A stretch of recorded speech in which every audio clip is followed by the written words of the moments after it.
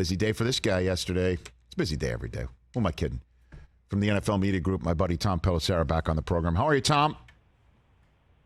Doing well, Rich.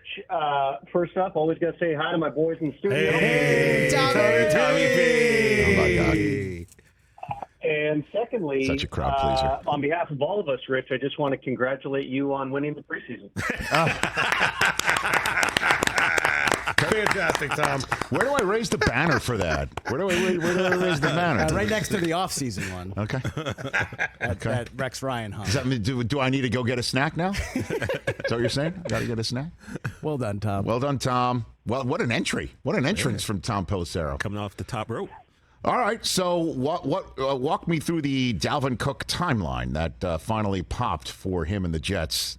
What do you got for me on that? Well, this is really interesting, Rich, because I think that everybody initially was connecting Dalvin Cook to the Miami Dolphins. And the Dolphins were certainly involved throughout the process.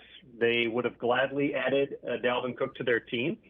But going back even a month or so before Dalvin Cook was released, I had heard that Dalvin's priority, because at that point he knew he was not going to be a Viking, was to land in New York and team up with Aaron Rodgers, his old NFC North rival, to try to win the Super Bowl.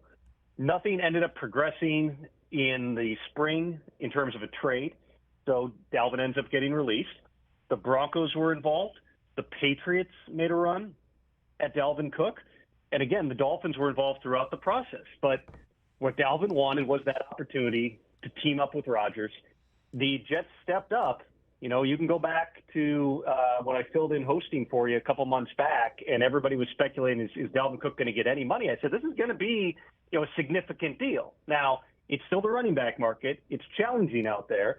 But he gets a one-year deal worth up to $8.65 million, and the base of that is $7 million, which makes him, on an APY basis, the highest-paid free agent running back to sign in 2023, beating out the contract that Miles Sanders got with the Panthers. So for Cook, he just turned 28 a couple of days ago. He now has 1 year where, granted, we'll see how they decide to divide the carries in the backfield with Breece Hall. Breece coming off a significant injury. I would expect it's a lot of Dalvin in the early going, starting on September 11th in that Monday Night Football game against the Bills.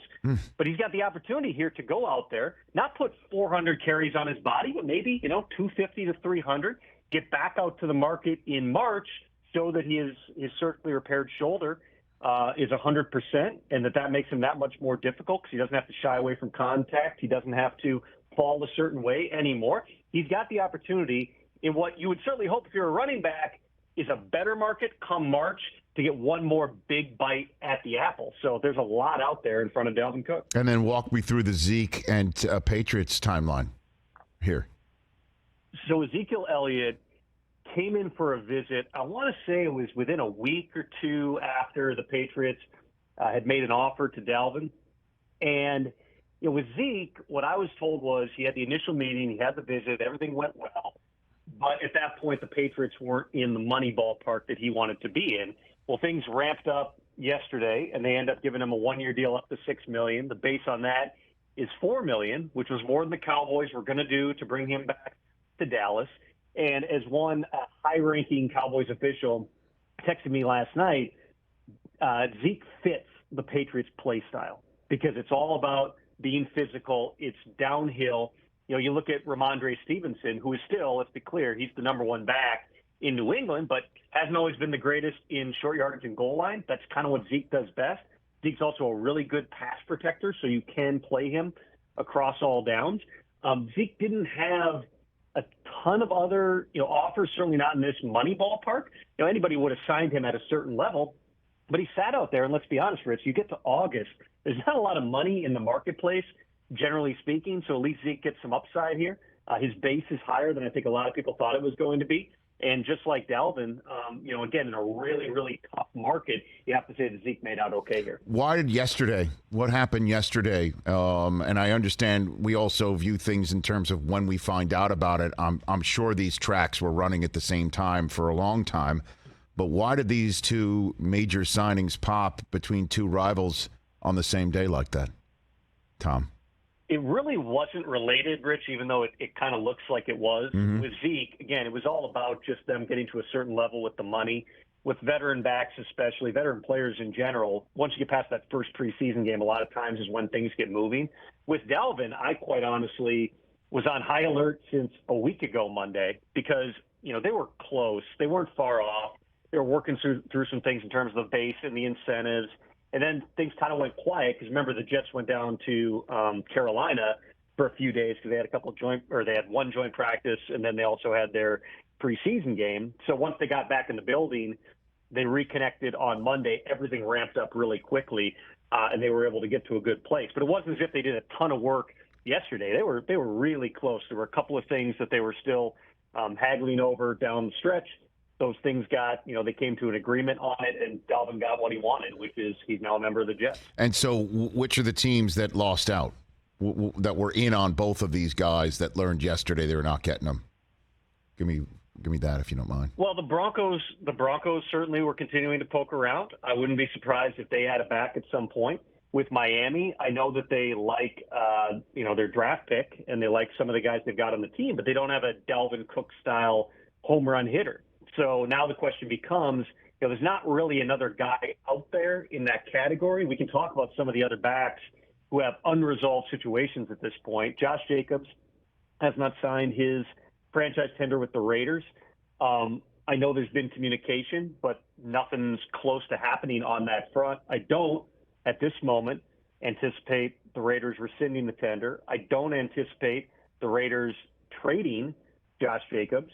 And so now the question becomes, as we kind of count down the few weeks here we got left till week one, at what point and under what circumstances can they try to find a middle ground and get Jacobs back in the building? Jonathan Taylor, he's back in the building in Indy, but nothing imminent in terms of activating him off PUP. He went out of state to get some treatment on his ankle for about 5 days there.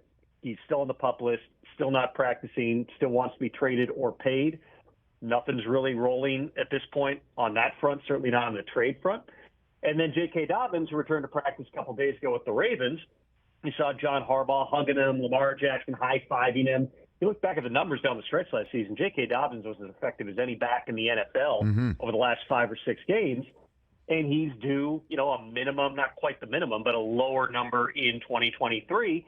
I would think that at some point that's going to need to be addressed as well. All of which is to say, I don't know that there's really a back available to fill one of those slots. Obviously, Leonard Fournette is still on the market. Kareem Hunt is another one. He visited the Colts, the Saints, and the Vikings.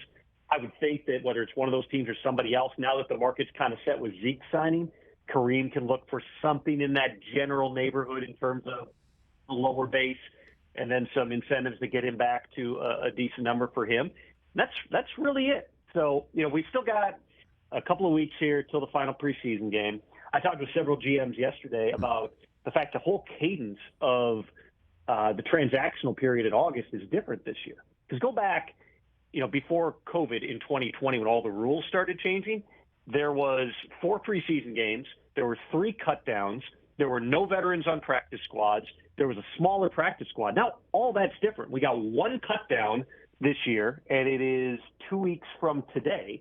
So you're going to have, in a probably 48-hour span or so, whatever 37 times 32 is, it's about 1,000 guys who end up out there.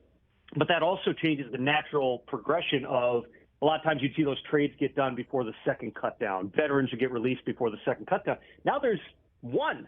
And so we don't entirely know exactly how this is going to shake out. The whole thing is going to be fascinating just because this is uncharted waters for a lot of people. But in terms of, some running backs shaking loose, maybe there's a couple of depth charts you can look at and say they got an extra. But for those teams that missed out on these guys, I don't know that there's an obvious answer for any of them. Tom Pelissero, my colleague from NFL Network, NFL Media Group here on the Rich Eisen Show. Let's linger on Jonathan Taylor a little bit. You just said moments ago that he left camp for 5 days to get work on his ankle. And I have one word for that, really. I mean, really. Why does he have to leave camp for that? This just looks like there's one large fig leaf in the shape of a horseshoe here. And the question is what are we covering? What is happening with this situation that doesn't appear to be resolving anytime soon, Tom? Here's what I would say. He has a legitimate ankle issue. Sure. It dates back to last season. He battled through it. He had off-season surgery. There are, and I will choose my words carefully here, certain types of treatments that you may have to go a certain place to get. Mm-hmm. And I'm not saying that's what Jonathan Taylor did, but that would be a logical explanation for being out of state and out of sight for 4 or 5 days and then coming back. We don't, at this point, have any type of timetable on when he could be back to practice.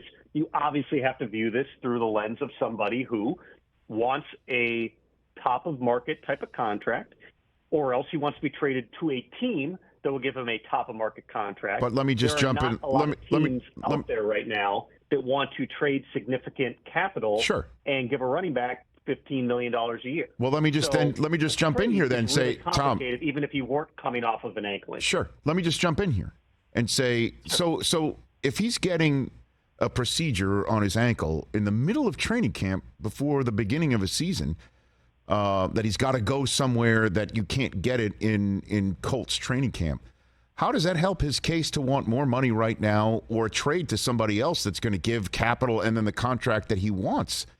You know what I mean? Like, I don't get it. Like, either he's hurt or is this a way to show you can't non-football injury me?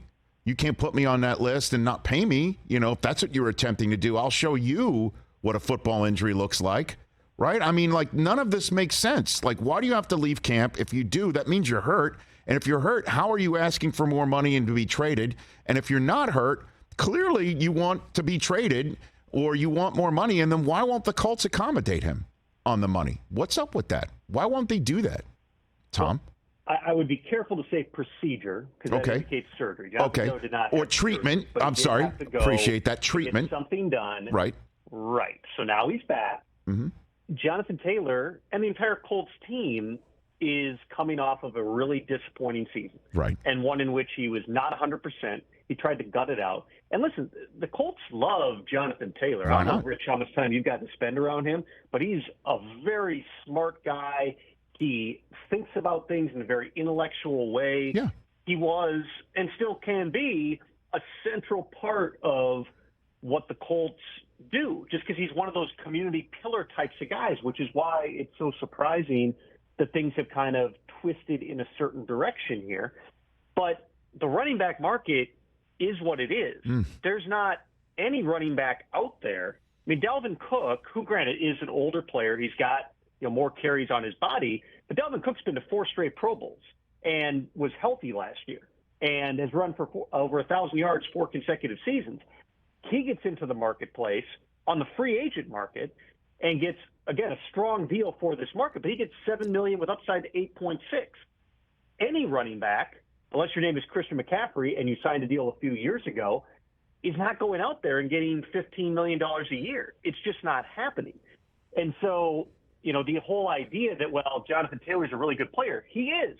Everybody should be clamoring to trade for him. There's more layers to it than that. So, the logical, and this is just me spitballing, I'm not saying this is what the Colts are doing, yes, but if it's me and I'm sitting back and saying, how do you bridge this gap? One way you could do it is you say, okay, we want you back. You're our guy. We'll offer you a 1-year, $12 million extension. In other words, he's due, I want to say Taylor's due like $3 or $4 million this year. So a 1-year, $12 million extension would basically be like, we are prepaying you the franchise tag. You'll get half of it this year and half of it next year. So you get your raise, you get back on the field, you show you're healthy, and then after this season, we'll talk about an extension. I don't know, again, whether the Colts have gone down that road. Obviously, when the owner gets involved and is throwing grenades on the internet, it's probably not super productive for the state of negotiations. Everything kind of went sideways with that back and forth between Irsay and Jonathan Taylor's agent, Malky Kawa. And so at this point, at least when he went to get the treatment, everybody seemed like they're on the same page. Right now, it sounds like he's back in the building. He's got a smile on his face. Let's see. Let's see what takes place in the next few weeks here. But I would just put it to you this way, Rich, and I'm not a fortune teller on this stuff. I would just tell you, don't hold your breath about Jonathan Taylor getting traded in the next few weeks. All right. Of course, that makes sense. He's invaluable on the field and everything that you just mentioned off it. So that makes sense. Tom Pelissero here on the Rich Eisen Show. I know you facetiously started this comment saying that the Jets won the offseason and congratulated me on that. But I'm just wondering, so the Jets dominate on the defensive line and eviscerate Carolina and make Bryce Young's afternoon as a preseason quarterback very long.